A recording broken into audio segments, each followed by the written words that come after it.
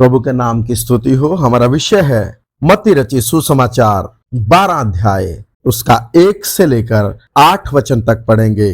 उस समय यीशु सबत के दिन खेतों में से होकर जा रहा था और उसके चेलों को भूख लगी तो वे बालें तोड़ तोड़ कर खाने लगे। फरीसियों ने यह देखकर उससे कहा, देख तेरे चेले वह काम कर रहे हैं जो सबत के दिन करना उचित नहीं। उसने उनसे कहा, क्या तुमने नहीं पढ़ा कि दाऊद ने जब वह और उसके साथी भूखे हुए तो क्या किया?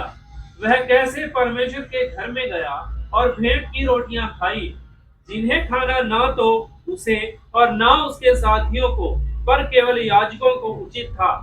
क्या तुमने व्यवस्था में नहीं पढ़ा कि याजक सबत के दिन मंदिर में सबत के दिन की विधि को तोड़ने पर भी निर्दोष ठहरते हैं? पर मैं तुमसे कहता हूँ कि यहाँ वह है जो मंदिर से भी बड़ा है। यदि तुम इसका अर्थ जानते, मैं दया से प्रसन्न होता हूँ बलिदान से नहीं, तो तुम निर्दोष को दोषी न ठहराते।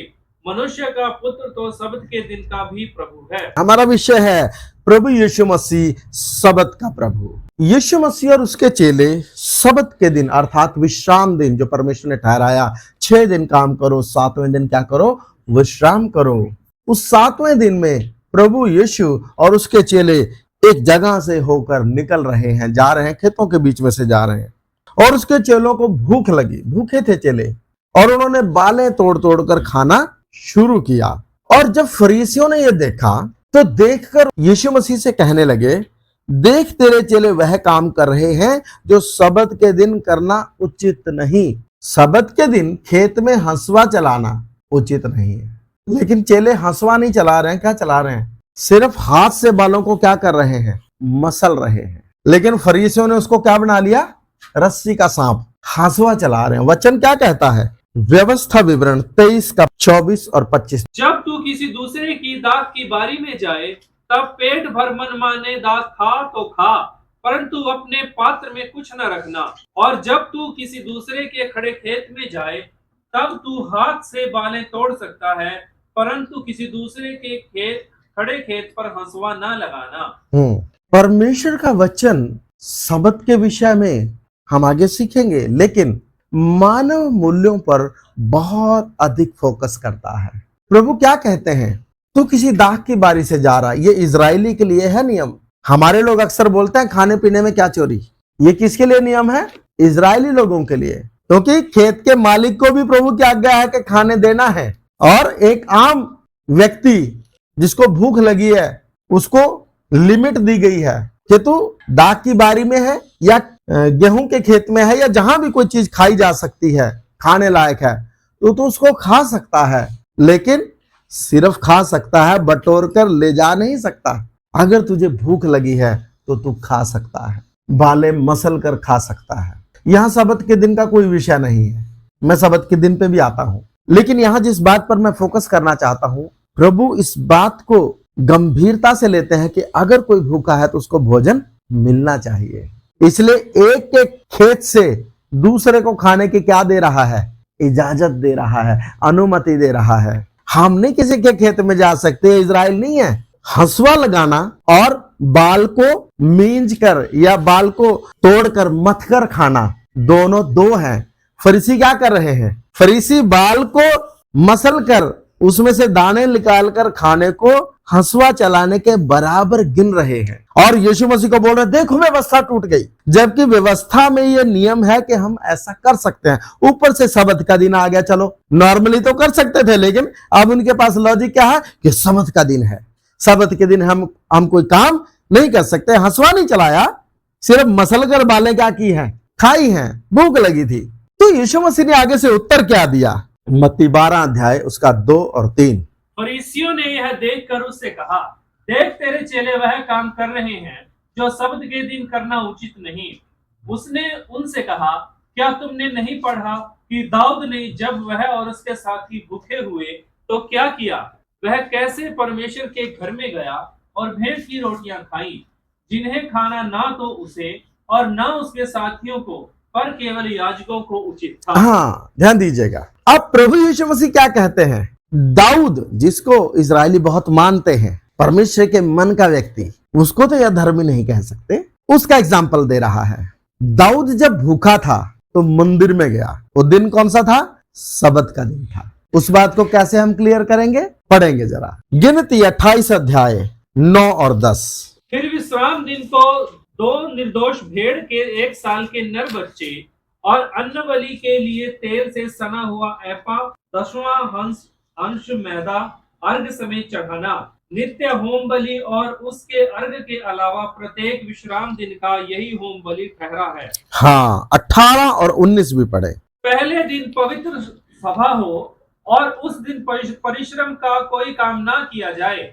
उसमें तुम यहोवा के लिए एक हव्य अर्थात होम बलि चढ़ाना, अर्थात 2 बछड़े, 1 मेढ़ा और 1 वर्ष के 7 भेड़ के नर बच्चे हों, ये सब निर्दोष हों। विश्राम के दिन पूरे इजराइल में तो आज्ञा है कि वो क्या करें? विश्राम करें। लेकिन मंदिर में जो याजक हैं वो भी इजरायली हैं, वो कंटिन्यू बलिदान चढ़ाते हैं। विश्राम के दिन ही रोटी की मेज पर रोटियां क्या की जाती हैं? बदली जाती हैं, जो हफ्ते में एक दिन बदली जाती हैं। तो परमेश्वर के मंदिर में विश्राम के दिन काम है। बलि का जो सिस्टम है कंटिन्यू चल रहा है। रोटी बदलने का सिस्टम इवन 6 हफ्ते में रोटी नहीं बदली जाती मेज की, हफ्ते में एक ही बार बदली जाती है। सब्त के दिन वो भी बदली जाती है। तो जिस दिन दाऊद गया अहीमेलेक के पास, महायाजक के पास, शाऊल से भागते हुए, पहला शमूएल 21 अध्याय 1 से 6 वचन, ले व्यवस्था 24 अध्याय 5 से 8। तू मैदा लेकर 12 रोटियां पकवाना, प्रत्येक रोटी में एपा का 2/10वां अंश मैदा हो। तब उनकी 2 पंक्तियां करके एक पंक्ति में 6 रोटियां स्वच्छ मेज पर यहोवा के सामने धरना, और एक पंक्ति पर चोखा लोबान रखना कि वह रोटी पर स्मरण दिलाने वाली वस्तु और यहोवा के लिए हव्य हो। प्रति विश्राम दिन को वह उसे नित्य यहोवा के सम्मुख क्रम से रखा करे। प्रति विश्राम दिन ये काम करना है। मंदिर में काम करने के कारण इजरायली जो याजक हैं उनका नियम नहीं टूट रहा है। इजराइल में विश्राम है, और ऐसा विश्राम नहीं है जैसा फरीसियों ने ठहरा रखा है। प्रभु ने उनको कहा कि अगर सब्त के दिन तुम्हारा बैल गड्ढे में गिर जाए तो क्या उसे नहीं निकालोगे? मनुष्य के जीवन का महत्व, मानव मूल्य, प्रभु यीशु मसीह उस पर आधारित एक सोच को रखते हुए काम कर रहे हैं, और जो वचन के अनुसार है। क्योंकि सब्त का दिन परमेश्वर ने मनुष्यों के लिए दिया था ताकि मनुष्यों को क्रम में लाया जा सके। सब्त के दिन के लिए मनुष्यों को परमेश्वर ने बनाया नहीं है कि कुछ भी हो जाए सब्त का दिन, नहीं।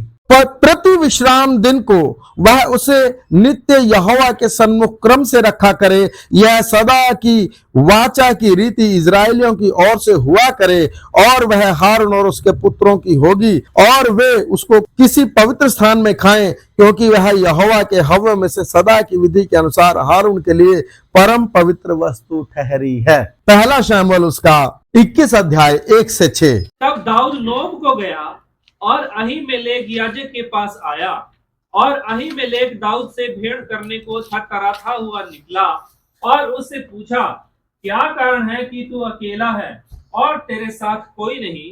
दाऊद ने अहीमेलेक याजक से कहा, राजा ने मुझे एक काम करने की आज्ञा देकर मुझसे कहा, जिस काम को मैं तुझे भेजता हूँ और जो आज्ञा मैं तुझे देता हूँ वह किसी पर प्रकट न होने पाए।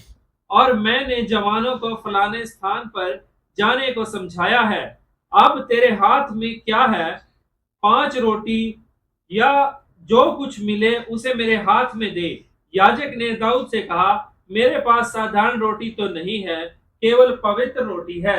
इतना हो कि वे जवान स्त्रियों से अलग रहे हों। दाऊद ने याजक को उत्तर देकर उससे कहा, सच है कि हम 3 दिन से स्त्रियों से अलग हैं।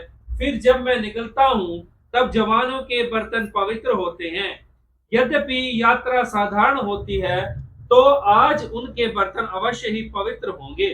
तब याजक ने उनको पवित्र रोटी दी, क्योंकि दूसरी रोटी वहां न थी, केवल भेंट की रोटी थी जो यहोवा के सम्मुख से उठाई गई थी कि उसके उठा लेने के दिन गर्म रोटी रखी जाए। उस दिन वहां दोएग नाम शाऊल का एक कर्मचारी, ठीक है जी। तो ये सब्त का दिन भी था, उसी दिन रोटी उठाई सब्त के दिन, और वहां से जो पहले रखी गई रोटी उसको उठाकर नई रोटी को वहां रख दिया गया। ये क्रम सबत के दिन याजकों को परमेश्वर ने दिया। अब दाऊद और उसके जो कुछ साथी थे शाऊल से डर के मारे भाग रहे हैं जान बचाने के लिए। अहीमेलेक याजक के पास आया कि अगर तेरे पास कुछ खाने को है तो क्या कर, क्योंकि प्रजा में से कोई भी व्यक्ति दाऊद के साथ खड़ा होगा तो मारा जाएगा। राजतंत्र यही चीज है, राजा ने जो बोल दिया वो होगा। परमेश्वर की योजना में डेमोक्रेसी नहीं है, क्या है जी, राजशाही है। यीशु मसीह दाऊद की गद्दी पर आ रहा है और कब तक के लिए, हमेशा के लिए। तो जो रोटी याजकों को ही खानी थी, जैसा हमने अभी पीछे पढ़ा, किसी पवित्र स्थान में बैठकर, वो रोटी अहीमेलेक महायाजक ने किसको दी? दाऊद और उसके साथियों को। कंडीशन क्या थी? स्त्रियों से क्या रहे हो, अलग रहे हो। मतलब मिनिमम कंडीशंस पर। उनको खाना उचित नहीं था लेकिन मिनिमम कंडीशंस पर दी गई। और परमेश्वर प्रभु यीशु मसीह उसको एक सबूत के तौर पर फरीसियों के सामने रखते हैं। लेकिन आप इस चीज का भी ध्यान रखें, दाऊद ने रोटी खा ली, रोटी खा लेकर वो चला गया। बाद में अहीमेलेक और उसका पूरा खानदान क्या किया गया? शाऊल के द्वारा मार दिया गया। लेकिन वो क्रिया सही थी। जब राजा दाऊद गद्दी पर बैठा, उसने चाहा कि मंदिर को कहां लाया जाए। फलिस्तियों से आकर जब वो किसी इजरायली के यहाँ रखा था, मंदिर को लाने के लिए दाऊद चला गया। एक नई बैलगाड़ी बनवाई, बैल लिए और उस पर रखकर संदूक को किधर लेकर आ रहे हैं? उज्जा। जो संदूक जब गिरने लगा, बैलगाड़ी के टायर के नीचे जब कोई खड्डा आ गया, गिरने लगा, तो उज्जा ने उसको रोका। और जब रोका तो क्या हुआ जी? उज्जा मारा गया। यहाँ परमेश्वर ने क्यों उदारता नहीं दिखाई? यहाँ सारी चीजें उपलब्ध थी। दाऊद को चाहिए था कि याजक नियम के अनुसार याजकों के किधर आए? कंधे पर आए, बैलगाड़ी पर नहीं आए। फलिस्तियों ने बैलगाड़ी पर रखकर भेज दिया। वो तो अन्य जाति थे, उनको तो वैसे ही परमेश्वर ने पूरा धोया, उनको तो कोई नियम नहीं पता। उन्होंने हाथ जोड़ के परमेश्वर के संदूक को क्या किया। लेकिन ये दाऊद क्या कर रहा है? रोटी खा ली, कोई दिक्कत नहीं, मानव मूल्य है। लेकिन अगर छेड़खानी ज्यादा करोगे चल जाएगा ना।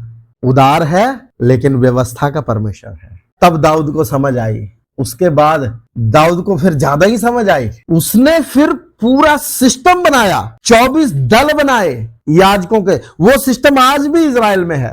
हाँ, भले उनके पास मंदिर नहीं है लेकिन वो सारी खोजबीन, तीसरे मंदिर की तैयारी इजराइल ने बना के रखी हुई है। याजकों को सब कुछ उसने तैयार करके रखा हुआ है। कैसे कैसे कैसे क्या होगा, आराधना की जाएगी, मंदिर कहाँ होगा, सब ब्लूप्रिंट तैयार है। याजकों की प्रैक्टिस भी चलती है, डेमो वो देते रहते हैं ऑनलाइन। तो उदारता का मतलब ये नहीं कि कुछ भी हम कर लेंगे। तो यीशु मसीह ने जो एग्जाम्पल दिया वो एग्जाम्पल बहुत सटीक था। सबत के दिन का अक्सर आरोप लगाया जाता था। वापिस आए मत्ती 12 अध्याय। तो सबत के दिन अगर मंदिर में से पवित्र मेज की रोटी जो याजक ही खा सकते हैं, वो अगर एक भूखे व्यक्ति को दी जा सकती है, तो सबत के दिन खेत में से बाल को मींज कर खाना जायज है या ना जायज है? जायज है। वही चीज यीशु मसीह उनको समझा रहे हैं। लेकिन नहीं, जिसने अपने दिमाग में खुद ही ताला लगाया हो उसको नहीं समझ आएगी। तब यीशु मसीह आगे कुछ बातों को बोलने लगे। 3 से पढ़ दे। उसने उनसे कहा, क्या तुमने नहीं पढ़ा कि दाऊद ने जब वह और उसके साथी भूखे हुए तो क्या किया? वह कैसे परमेश्वर के घर में गया और भेंट की रोटियां खाईं, जिन्हें खाना ना तो उसे और ना उसके साथियों को, पर केवल याजकों को उचित था। या क्या तुमने व्यवस्था में नहीं पढ़ा कि याजक शब्द के दिन मंदिर में शब्द के दिन की विधि को तोड़ने पर भी निर्दोष ठहरते हैं? जो मैंने आपको पहले बताया, शब्द के दिन पूरे इजराइल में क्या है? विश्राम है। लेकिन जिस परमेश्वर ने आज्ञा दी, शब्द के दिन विश्राम को ठहराया या शब्द के दिन को विश्राम दिन ठहराया, उस परमेश्वर के मंदिर में तो काम चल रहा है। मांग लो ना परमेश्वर से नमूना। मिट्टी कुम्हार से कह सकती है कि तूने मुझे ऐसा क्यों बनाया? सुबह शाम मंदिर में जो बलियां चढ़ रही है, क्यों चढ़ रही हैं? परमेश्वर को लहू चाहिए, चर्बी चाहिए, मांस चाहिए, क्या चाहिए? क्या खाता है परमेश्वर? सुबह शाम की जो बलियां हैं, वो बलियां किस लिए दी जाती हैं? कंटिन्यू दी जाती हैं। उसका कारण यह है कि जाने अनजाने अगर इजराइल में कहीं कोई पाप हो रहा है, उनके लिए याजक पश्चाताप कर रहा है, ताकि परमेश्वर की कृपा इजराइल से ना हटे। वो सिंबॉलिक है, इजराइल के भले के लिए है। परमेश्वर को चर्बी नहीं चाहिए, लहू नहीं चाहिए, मांस नहीं चाहिए। पाप क्षमा करने के लिए एक व्यवस्था दी गई है। वो व्यवस्था लगातार बनी रहे ताकि इजराइल पर परमेश्वर की करुणा बनी रहे। जाने अनजाने में अगर कहीं कोई गलतियां, कुछ पाप हो रहे हैं, क्योंकि परमेश्वर तो ऐसा पवित्र है, पाप को देख नहीं सकता। एक आकान के पाप के कारण पूरा इजराइल हार गया था, इसलिए ऐसे नियम परमेश्वर ने दिए। रोटी किसको दिखाती है? मेज पर की रोटी आत्मिक भोजन परमेश्वर के वचन को दिखाती है। हम भी आज कलीसिया में अगर इस बात को लें तो 6 दिन काम और 7वें दिन विश्राम, प्रभु की आराधना। इजरायली भी आराधनालयों में जाते थे सबत के दिन, वहां परमेश्वर के वचन का अध्ययन करते थे। वो रोटी उस चीज को दिखाती है। सबत के दिन परमेश्वर क्यों सारे काम छुड़वाए? काम धंधों में लगे लगे लगे लोग मर जाते हैं, काम नहीं खत्म होते कभी, और ये बोलते रहते हैं मैं मर गया, क्या होगा, मैं मर गया। अरे दुनिया मर गई तब भी कुछ नहीं हुआ, हम मर जाएंगे तब भी कुछ नहीं होगा। दुनिया ऐसी चलती रहेगी। बस हमें अपने बच्चे निकम्मे दिख रहे हैं, हमारे बच्चों को उनके बच्चे निकम्मे दिखेंगे। हमें लगता है हम ही बड़े 30 मार खाए, ऐसा कुछ नहीं है। कांधे पे जूला आ जाता है ना, अपने आप ही खींचने लग जाता है। फिर मत्ती 12 अध्याय 6 वचन, पर मैं तुमसे कहता हूँ कि यहाँ वह है जो मंदिर से भी बड़ा है। यहाँ वह है जो मंदिर से भी क्या है? बड़ा है। यीशु मसीह अब फाइनल बात पर आ गए। इसको इजरायली या माफ कीजिए फरीसी सह सकते हैं? एक बार यीशु मसीह ने बोला था इस मंदिर को ढा दो अपनी देह के विषय में, मैं इसे तीसरे दिन में क्या कर दूंगा, फिर से खड़ा कर दूंगा। क्योंकि इजरायली उस भवन पर जिसको बनाने में 46 साल लगे हैं, इजरायलियों के बीच में वो गर्व का कारण है, उस पर बहुत गर्व करते थे। लेकिन यीशु मसीह ने उस मंदिर के बारे में कहा तो विवाद बन गया। अभी यीशु मसीह क्या कहता है? मैं मंदिर से भी क्या हूं? बड़ा हूं। इससे पहले क्या अब्राहम था, मैं हूं। तो अभी 50 साल का नहीं हो तो बोलता क्या है? तो पागल बोलते हैं, कोई दुष्टात्मा इसमें है, पता नहीं क्या नाप शनाप बकता है। वो बोलता है अगर तुम मेरा लहू नहीं पियोगे, मेरा मांस नहीं खाओगे तो तुम में जीवन नहीं। तो मैं और आप क्या कहेंगे असाधारण बुद्धि वाले? अगर हम तेरा लहू और मांस खाएं तो तू नहीं बचेगा, हम तो शायद बच जाएं। लेकिन यीशु मसीह वहां जब बोल रहा है तो किस में बोल रहा है? जो मिस्र के छुटकारे के समय में, इजराइल के मिस्र से छुटकारे के समय में निर्गमन 12 अध्याय में है, उसको बोल रहा है। उसका लहू छुटकारे के लिए और उसका मांस छुटकारे के लिए कितना महत्वपूर्ण है। लेकिन साधारण लोग क्या कहेंगे? तू पागल है, दुष्टात्मा है। मत्ती 12 का 41-42। निनवे के लोग न्याय के दिन इस युग के लोगों के साथ उठकर उन्हें दोषी ठहराएंगे, क्योंकि उन्होंने योना का प्रचार सुनकर मन फिराया। और देखो यहाँ वह है जो योना से भी बड़ा है। दक्षिण की रानी न्याय के दिन इस युग के लोगों के साथ उठकर उन्हें दोषी ठहराएगी, क्योंकि वह सुलेमान का ज्ञान सुनने के लिए पृथ्वी के छोर से आई। और देखो यहाँ वह है जो सुलेमान से भी बड़ा है। हाँ, मैं योना से भी बड़ा हूँ, मैं सुलेमान से भी बड़ा हूँ, मैं मंदिर से भी बड़ा हूँ। वो उसको एक नबी मानने को तैयार नहीं है। वो तिल का तार बनाता है, वो बाल मींजने को हंसुआ चलाने के बराबर गिन रहे हैं। वो सबत के दिन अगर कोई भला काम कर दिया जाए तो उसके भी बैरी हैं। लेकिन परमेश्वर ने ये बोला नहीं है। फरीसियों ने 150 नियम बना लिए हैं। उन्होंने बोल दिया 1 मील से ज्यादा नहीं चल सकता, सबत के दिन यात्रा माना जाएगा। हाँ, सफर नहीं कर सकते, 1 किलोमीटर से ज्यादा नहीं जा सकते। जाना रहना कुल मिला के आधा किलोमीटर तक ही जा सकता है, वापस भी आना है। अगर इससे ज्यादा चले तो सबत का दिन टूट गया। उन्होंने तो ऐसे रेस्ट्रिक्शंस लगा रखे हैं कि पूरी तरह माना जाए। लेकिन उन्होंने किया क्या है? मानवीय उपदेशों को धर्मोपदेश करके क्या किया है? सिखाया है। इनकी हालत क्या है? इन्होंने क्या कर दिया? जोड़ जोड़ के ऐसा बढ़ा दिया। और वचन में प्रभु यीशु मसीह कहते हैं कि तुमने एक भारी बोझ को दूसरों पर क्या कर दिया है? लाद दिया, लेकिन खुद उसको उंगली से क्या भी नहीं करते, सरकाते भी नहीं। यीशु मसीह कहते हैं यहाँ वो है जो सबत से भी क्या है या नहीं है। लेकिन किसको ही दिखेगा? जिसकी समझ खुली है, जो शुद्ध विवेक से चलता है। नहीं तो वो दांत ही पीसेगा फिर, क्योंकि वो क्या बोलेगा? ये परमेश्वर की क्या करता है? निंदा करता है। यीशु मसीह को सलीब पर चढ़ाया गया, उसके ऊपर क्या ही आरोप था? इस निंदा का आरोप था। अब सच बोलना अपराध हो गया। आज कहें कि यीशु मसीह ही उद्धार करता है, नहीं विश्वास करोगे नरक में जाओगे, तो बोले धमका रहा है, धमका कर धर्म परिवर्तन कर रहा है। यीशु मसीह पर विश्वास करो, स्वर्ग मिलेगा, अनंत जीवन मिलेगा, मुक्ति मिलेगी, बोले लालच दे रहा है। अब पैसे वैसे की तो छोड़ दीजिए बात, लालच दे रहा है कि तुम्हें क्या मिलेगा? स्वर्ग मिलेगा। शैतान क्या चाहता है? मुंह बंद रखो, खोले ना तुम्हारा मुंह। लेकिन परमेश्वर का आत्मा युक्ति का आत्मा है। शैतान की नाक के नीचे धुआं देना है। सरकारों के पीछे कौन काम करता है हम सबको पता है, लेकिन हम में कौन काम करता है हमको पता है। इसलिए वचन कहता है उससे मत डरो जो तुम्हारे विरोध में है, क्योंकि जो तुम्हारी ओर है वो उससे क्या है?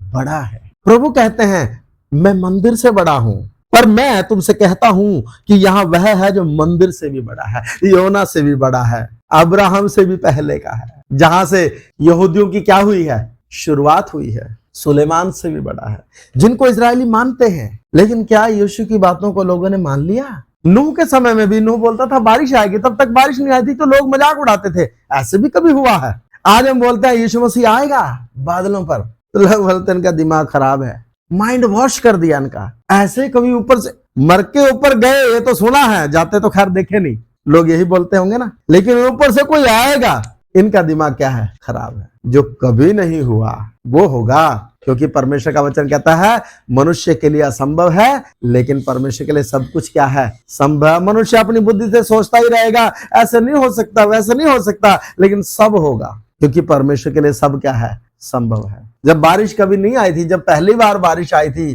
तो भी परमेश्वर की ओर से था। आज बारिश हमारे लिए नॉर्मल है, ऊपर से पानी गिरे हमारे लिए क्या है, नॉर्मल है, क्योंकि हम नॉर्मलाइज जल्दी हो जाते हैं। कैसे गिरता है उसकी प्रक्रिया भी अब ढूंढ ली है। 7 पढ़ें जरा। यदि तुम इसका अर्थ जानते मैं दया से प्रसन्न होता हूँ बलिदान से नहीं, तो तुम निर्दोष को दोषी न ठहराते। हाँ, अपने चेलों को प्रभु यीशु मसीह निर्दोष कह रहा है। दया किस पर? जिनको भूख लगी है, व्यवस्था नहीं रोक रही, तुम रोक रहे हो। तुम चाहते हो अनावश्यक बलिदान चढ़ाया जाए, इनको बलि चढ़ाने का बहुत शौक है। होशे 6 अध्याय उसका 6 वचन। क्योंकि मैं बलिदान से नहीं स्थिर प्रेम ही से प्रसन्न होता हूँ, और होम बलियों से अधिक यह चाहता हूँ कि लोग परमेश्वर का ज्ञान रखें। परमेश्वर क्या चाहता है? परमेश्वर का ज्ञान रखें। होम बलियों से अधिक चाहता हूं लोग परमेश्वर का क्या रखें, ज्ञान रखें। परमेश्वर प्रेम है, दयावंत है, करुणामयी है, कृपालु है, भला है। परमेश्वर को जानना जरूरी है।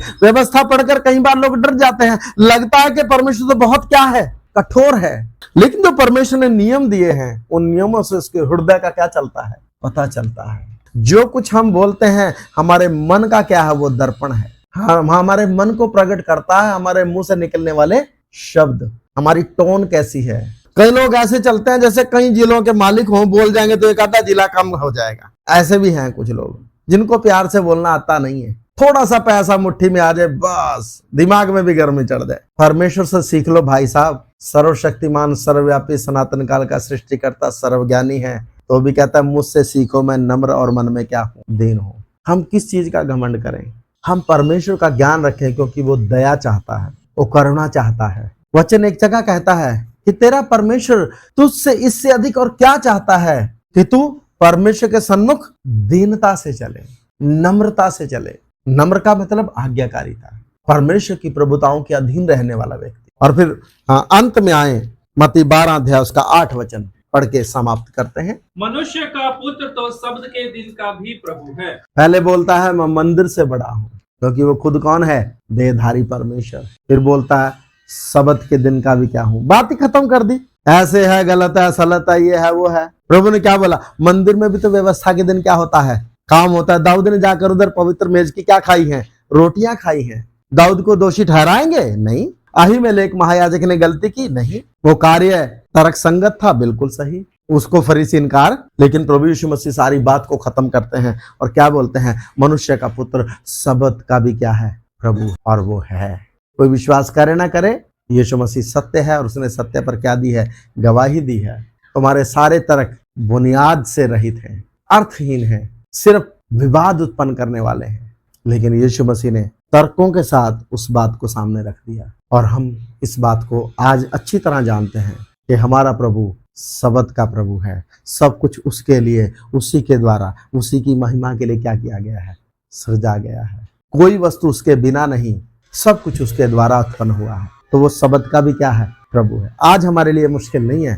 जब यीशु मसीह जिंदा था ना, एक मजदूर के वेश गेटअप में, है ना, मजदूर के किसमें, भेष में, एक साधारण व्यक्ति जब अपने आप को परमेश्वर के समानता में लाकर खड़ा कर रहा है, उस समय मुश्किल है। आज कोई यहाँ कोई आदमी आ जाए और बोले मैं परमेश्वर हूँ, मान लोगे आप? उस समय के लोगों के लिए मुश्किल था या नहीं? आइए प्रार्थना करें। अगर शुद्ध विवेक से देखते तो यीशु को जान लेते, समझ लेते। बहुतों ने यीशु को माना, लेकिन जिनके मन कठोर थे, जो सीधे मन के नहीं थे, उन्होंने कभी नहीं माना, उल्टा बैर किया।